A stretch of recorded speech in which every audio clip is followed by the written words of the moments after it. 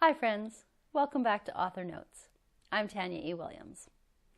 Today I want to take you behind the scenes of my next historical fiction writing project. This is the first time I'm really pulling back the curtain on this historical mystery series. What I can tell you right now is this. This story has been quietly taking shape for months, and before a single word of the first chapter can be written, there are some surprisingly big decisions that have to be made. And one of those decisions led me down a research rabbit hole I didn't see coming. One that begins with Canada and the very start of the Cold War. But I'm getting ahead of myself. We'll circle back to the Cold War in a bit. Stay tuned.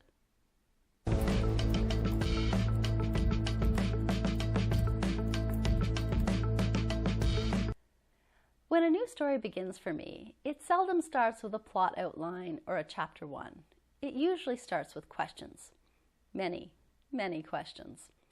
One of the very first decisions I had to make, even before thinking about how many books this story might become, was what kind of mystery I wanted to write. Because historical mysteries aren't just one thing.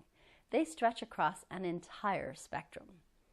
Some lean toward classic whodunits with clever clues, red herrings, and a steady unraveling of the truth. Others drift into gothic or romantic territory, where atmosphere, secrets, and shadowed past matter as much as the crime itself.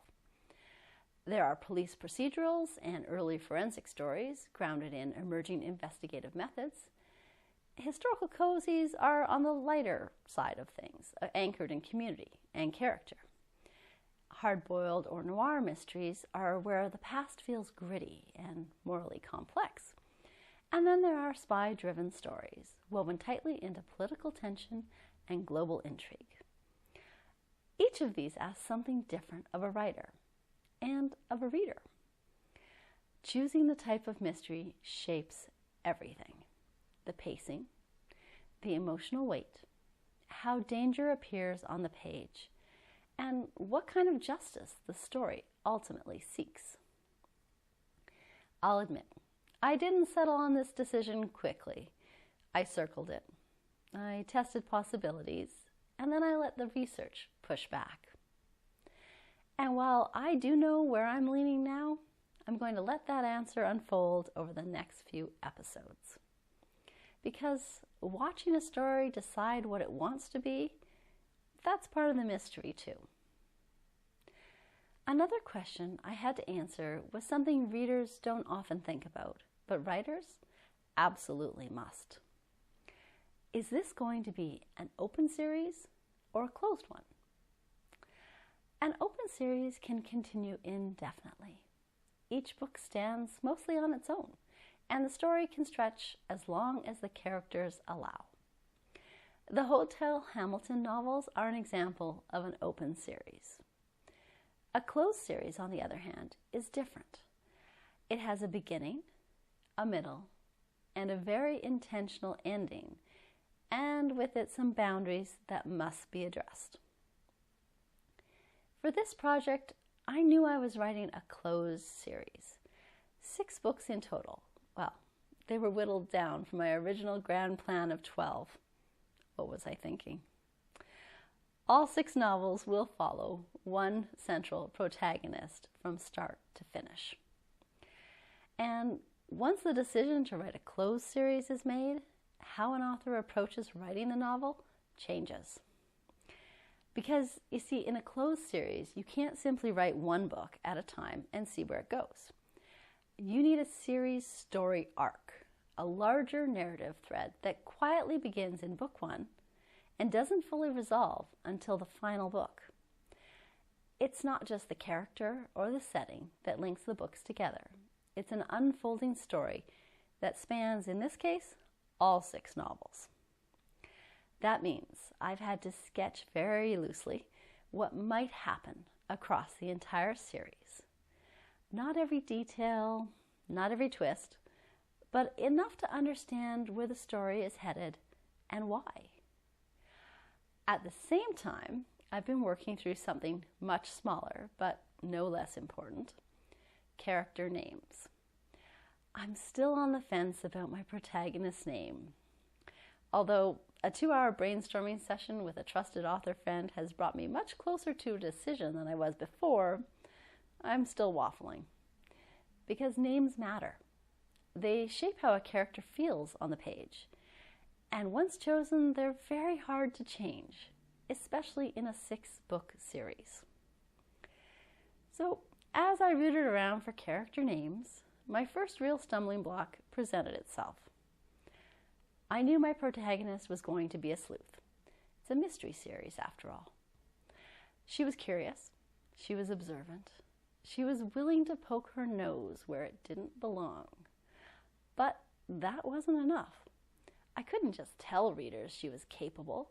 I needed her past to support that role in a believable way. So, back to the research I went.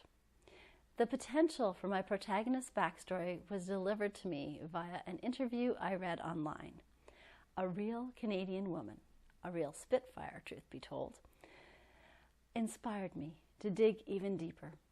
What I learned surprised me and made me proud all at once, but that's a story for another time.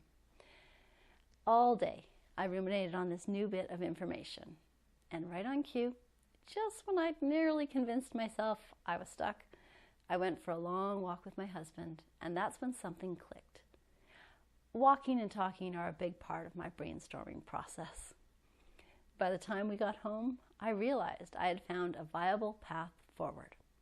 A past for her that made sense, one that justified the sleuth she was becoming. I'm not going to spoil what that history is just yet, or what kind of sleuth she'll be, but I can tell you that the pieces finally started to align.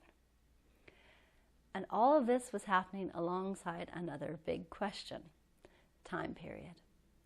I knew I didn't want to write a World War II novel, but the years just after the war, they've kept pulling at me.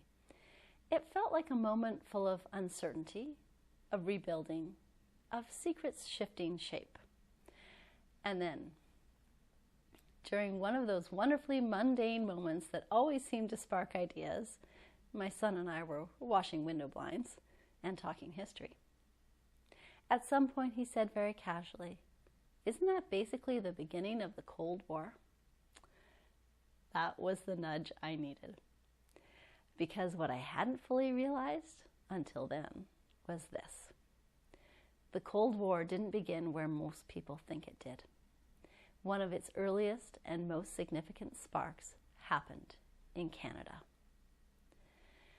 The Gochenko affair, a single defection, a briefcase full of documents, and a revelation that quietly reshaped global politics.